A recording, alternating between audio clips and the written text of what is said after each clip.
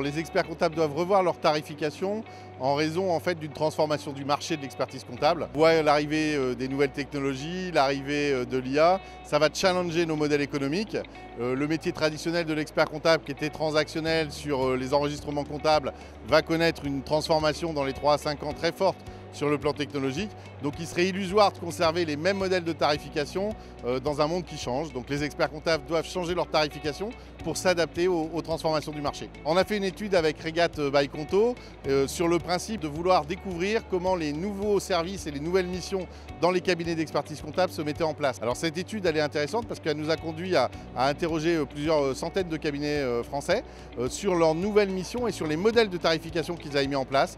Donc on a pu voir que dans les nouvelles missions, il y avait des missions qui étaient traditionnelles mais remarketées, rebrandées et retarifées.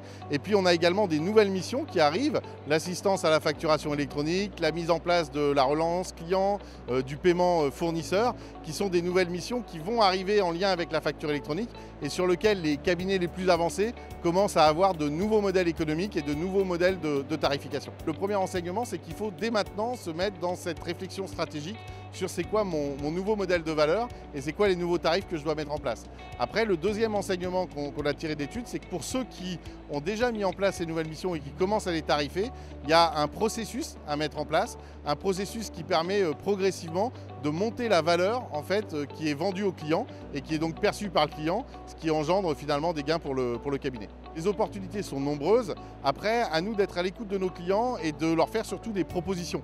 Ce qu'on voit aussi aujourd'hui, c'est des cabinets qui sont dans la phase en fait, de réflexion, mais finalement assez peu dans la phase de proposition. Donc l'opportunité numéro 1, c'est de bien formaliser sa stratégie pour pouvoir faire des propositions efficaces. Comme autre opportunité, il y a surtout aussi le changement de posture que peut avoir l'expert comptable. C'est-à-dire que l'expert comptable, on le voit bien, il était dans un rôle qui était souvent un rôle du passé, d'éclairer des chiffres à la fin de l'année et au mieux d'essayer de commenter les éléments qui se passaient en cours.